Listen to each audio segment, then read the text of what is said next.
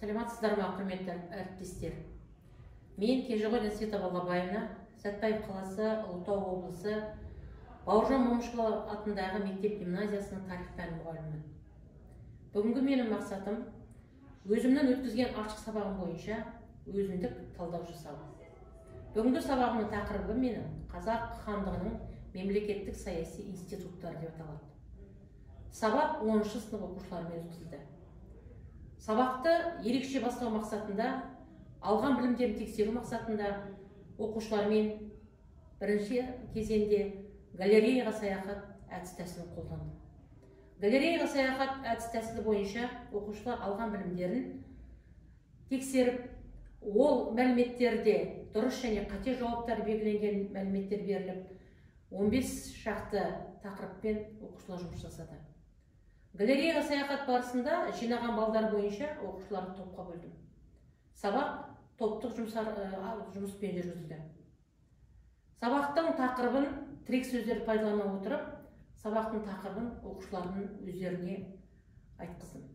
Сонымен қоса сабақтың мақсатын оқушыларға бүгінгі сабақта қандай мәселе талқылануы мүмкін, бүгінгі сабақта не күтесіз, қалай болады деген сұрақтарға жауап ала отырып, сабақтың мақсатын да оқушылар өздері қойды. Сабақтың бірінші кезеңінде жалпы оқушылардың мәтінмен жұмыс жасай отырып, оқушыларға топтық жұмыс жүргіздік. Ол топ бойынша оқушыларға берілген тақырыптар бойынша, мысалы хан дегеніміз кім, оның құқықтары мен міндеттері қандай деген сияқты, немесе би дегеніміз кім, немесе сұлтандар дегеніміз кім деген сияқты топқа бөліп, сол топтар постер құра отырып, постерді спикерлер қорғап, өздерінің білімдерін көрсетті.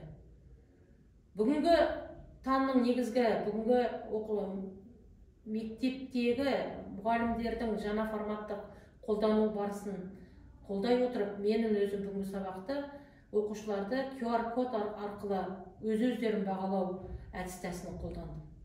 QR-кодпен бағалай отырып, топ өздерінің қаншалықты сұраққа жауап бергендігін, қаншалықты пайыздық жаңағы жауапты қанағаттанарлық берді ме, соның барлығын өз көздерімен көрді.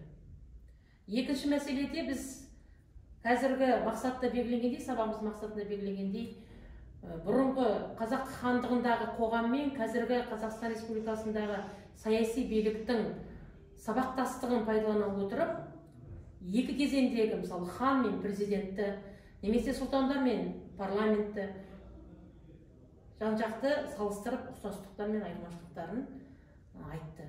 Сабақ өз мақсатына жетті.